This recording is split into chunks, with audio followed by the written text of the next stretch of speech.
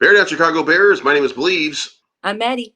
and we're here to talk about the wrap up. We just saw one of the more dominating wins for the Chicago Bears in the last couple of years. We were looking at no wins not long ago, 14 games in a row that we lost. And now this team is looking or starting to look like at least a top 15 team. What do you think? Yeah.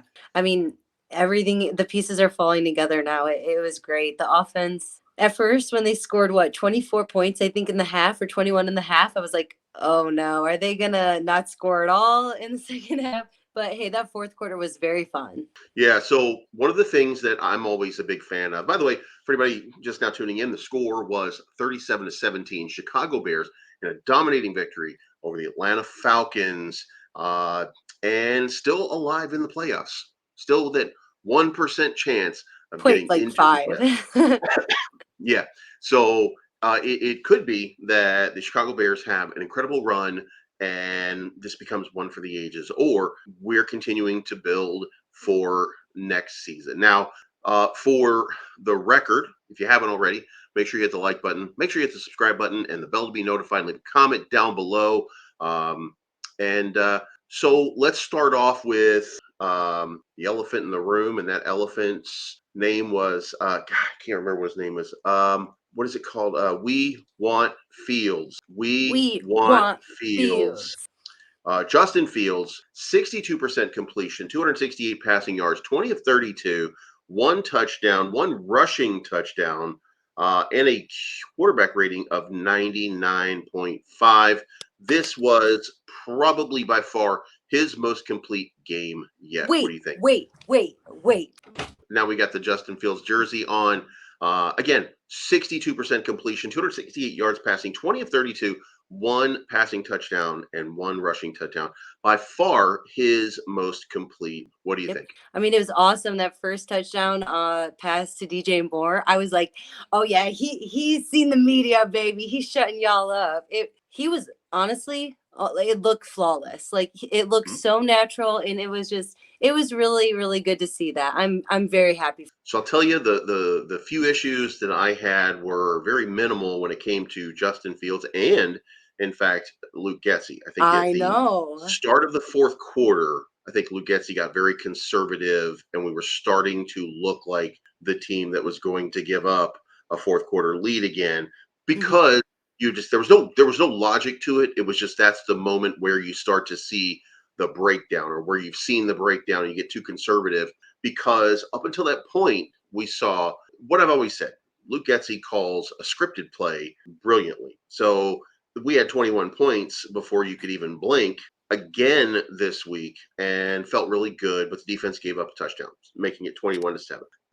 And then with the opportunity, and this is where I think you separate the great teams from the good teams from the bad teams, and it's the end of the second quarter when you've got the ball. Now, the Bears deferred, so they were receiving in the second half. At 21-7, if Justin Fields and the Bears could have controlled the ball, taken it down and scored with about 4 minutes left, they could have eaten up a lot of that clock, made it 28-7. Yeah. And done their best to really keep time off the clock, then they could have had the ball back, and it would have been 35-7 if they could just those two touchdowns are very important touchdowns to me. And in fact, because I'm a college fan, that's how the best college teams win. They score at the end of the second, and then they score again at the beginning of the third to really kind of sew it up. So we didn't do that. Ended up getting I think a field goal. So it was 24-7. Yeah, we did. We got a field goal. Right. So it was 24-7. And we went into halftime feeling pretty good. I think I was feeling good. I wasn't feeling great because I wanted to see that touchdown, but we had two opportunities to score and got 3 points out of it. So I'll take that. And then Justin Fields continued to throw the ball downfield, which is something that we have not seen. However, DJ Moore had the ball in his hand. Tyler Scott had the ball in his hand. Justin Fields was making all the throws. He was putting it where only his receiver could get it. He was an elite quarterback today. Yeah. And because that receiving core still needs work, we weren't able to take advantage of it like we could have. What do you think of that? And I just think it's a fair argument now to see why we should draft Marvin Harrison Jr. I mean, my fear with it is we secured the number one pick. I just like, yeah, it's up to Ryan Poles. Like, are you going to take a wide receiver at number one? Because I just think he's going to go in the top three. I mean, what's that LSU guy you like? Well, let's talk wide receiver. DJ Moore had what for him was one of his better games ever. 9 receptions, 1 receiving touchdown, 159 yards. He now has 1,300 receiving yards on the season, making this Ryan his Poles best freak. season so far, projecting 1,381. And that is a significant number. 92 total receptions looks to be, or 98 looks to be his projection right now.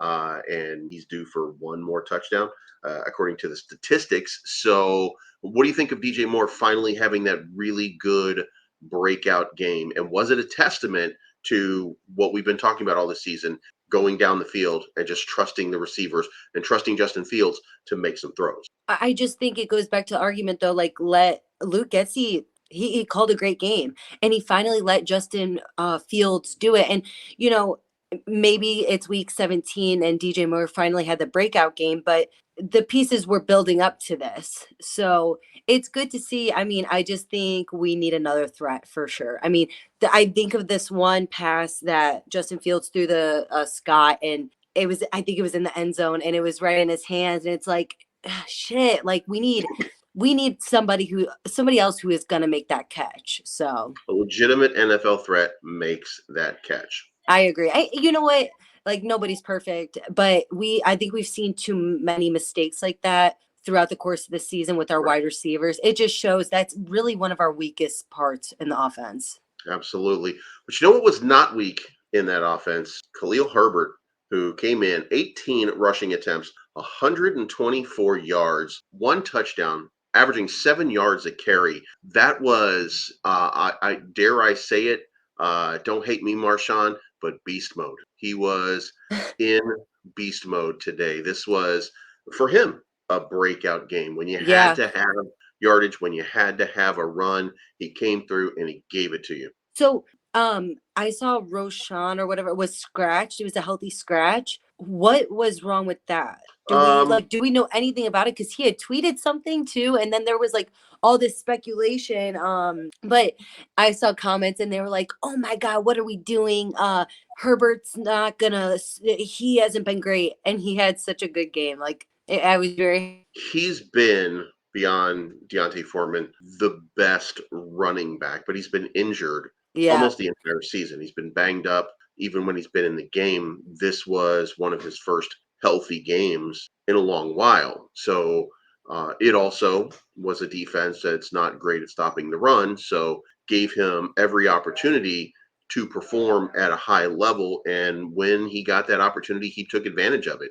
The yeah, last time I saw him do what he was doing today was when he was competing last year with David Montgomery for playing time and really trying to push David Montgomery out of Chicago and prove that he was the better option for the team. So yeah, shout out to Khalil Herbert for making it it was a great, he had a great day yeah. and no fumbles. That's what we want. We want hard running, no fumbles, and he delivered. Yep. So that means it's Packer time. Praying for a tie.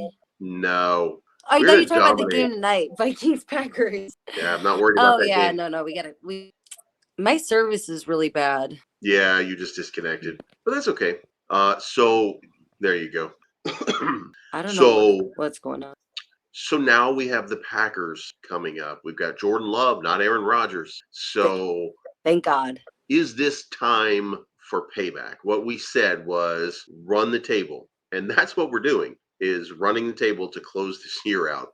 The best the Bears are going to be able to get is what, 8-9 record, 8 and 9. Yeah, but it might be good enough to make the playoff. So depending on what that's happens crazy. tonight, maybe, just maybe, this is the moment that uh, the Bears get that opportunity. Maybe, you slide into the playoffs and anything can happen. Are the Bears a Super Bowl team? I don't think so. Could the Bears get into the Super Bowl? Yeah. So anything can happen in the playoffs. In fact, if you open up this game and you keep this offense clicking and buzzing the way that it's been, at least for this game, then you've got the team that you've always wanted. And then if that True. happens and you make the playoffs, here's the speculation. Right now, it's pretty clear that Matt Eberflus is earning himself one more season. Yeah. Luke Getsy probably, there's probably no saving Luke Getsy. But the big question now becomes, what do you do about the quarterback position? And after the game, there was a chant, "We want Fields. Yeah. We want Fields." I believe you were crying or something. We were, we all, we all want I was to very happy. Okay. we all want to see Justin Fields have that opportunity, but we don't know whether it'll happen. Now, to ensure that that were to happen, close out the season, beat Green Bay. That will say a Yeah. lot about the character of Justin Fields and the team potentially going into the new year. Now, if this all comes into place and in that rare opportunity, the Bears end up in the playoffs and they end up shocking in the wild card game, in their play-in. What happens from there? That becomes the question. Can they win one more? And then can they win the NFC championship game? Because they're going to be playing the San Francisco 49ers most probably. Yeah. So, that's the team to beat, I think. You So, know, I just want to comment though. I think honestly, people, if it came down to it, I think people are scared to play the Bears. Like the performance you saw today, I mean, if I was another team, I'd be like, oh damn, they're putting all their pieces together right when the time matters. It's just unfortunate those 3 games that we lost in the fourth quarter, they really come to, even one of them, they really come to bite us in the ass, really, because it's just unfortunate, but they're getting hot when it matters. It would be like the coolest thing ever if they made the playoffs. I would be so crazy. But I just think it's very positive to see. And I will say this: if we're not going to the playoffs, sure as hell, Packers are not going to the playoffs. Like we got to do everything in our power to beat them. well, I think the old saying is, my favorite teams are the Chicago Bears and whoever's playing the Packers. Yeah, literally. So let's hope that's what we have on tap. For now, we're just going to enjoy the victory. We had a great win. Yeah. Justin came through when it matters. DJ came through when it mattered. Darnell Mooney, did he play? I don't even think so. He was injured. He was injured, right? So Remember? Tyler Scott got Yeah. the reps. Cole Kmet, hey, So he came through when he was Cole he Kmet, was not gonna play, and at least he was on the field. He didn't do too much, I don't think, but it doesn't matter. It's providing an option and being able to at this point, by the way, when you're running the ball the way they were running the ball, what you really wanted to do was you at least wanted to be able to come in, spell Mercedes Lewis and Robert Tanyan a little bit. Robert yeah, Tanyan with a big reception as well. But you yeah, wanted to see them get a little bit of a breather, Cole come in, and maybe just provide that other look for a receiver that Justin Fields sometimes needed. But he didn't need it today. nope, And the defense started to really get after the quarterback in the fourth quarter and really made Heineke's job yeah, very, very difficult yep, for that comeback. And that's something that we had not seen. The defense had been getting tired when it came down to it at the end of games. And this time they were amped up. I want to say that Dexter, DeMarcus Walker, and Montez Sweat were fresh and ready to go when it mattered at the end of this game, and that was a good thing to see. And Tremaine Edwards was two yeah, catches away from having his best game as a player. yeah, If he had caught those 2 interceptions that he was swatting down, that would have been amazing. And now we have the two-headed monster, by the way. Jalen couldn't make it, but Tyreek Stevenson sure as hell could. And yeah. another dominant performance from Tyreek Stevenson, the I agree. rookie. You've got Jalen Johnson, you've got Tyreek Stevens. You've got Jaquan Brisker now, Montez Sweat, Javon Dexter is now starting to come into his own. Yeah, Imagine what this team looks like with Yannick Ngakoue coming back. and a little bit more depth. You really still need a nose tackle. We still really need a defensive tackle to really push around and spell Gervon Dexter. But he's stepping up big time, and he's starting to assert himself. So I think the future is really, really bright. Not going to lose a lot of pieces, it doesn't look like. So I think the Bears are in. God, what was it? There was a wise man that said at the beginning of this season, what did he say? I don't He know. said that the Bears are going to end up getting way better in the second half of the season. I think he was a This guy genius, said whoever he was. He was a genius, whoever he was. He said they were going to get really good, and and he's that good they at were going crypto. This guy, oh my God, he's all around. to, and it was going to be setting it up for next year, in which the Bears were going to be a dominant team, and it's happening. Hey, I mean, we got to give credit to Poles for putting together. The roster was in shambles last year, and he flipped the defense this year, and he for sure added. I mean, DJ Moore is our best wide receiver. I mean, I think he can do so much this upcoming season. With the off season is just going to be, it's all in his hands, and I'm so excited. We could be very, very good next year. The one thing that we do have to account for is we lost 2 defensive coordinators. We lost the DC. Yeah. We lost the running backs coach to wild circumstances we still have no idea about. Those were Matt Eberflus hires. Luke Getsy, who has largely been absent from being brilliant this year, at least in the second half, was a Matt Eberflus hire. So hopefully those are better. And, to be fair, I wouldn't even argue if Luke Getsy ended up staying if he called the same game that he called today. If we saw something like that. I agree. And the team has gotten better throughout. I think he has made crucial mistakes in some of these games. Both of them have, Eberflus and him. But, I don't want to see Getsy back. But if he were to call every day a game like this, I mean, how can you argue? It was like textbook perfect almost offensively. So I don't know. I would love to go to the playoffs, but we all have a lot of expectations for next year for sure. Well, it looks like we've got the team that's going to fulfill them. So True. I'm super excited about what next year brings. But before we get to next year, it is Packer time. Packers, you are going down. Yeah. Fuck the Packers.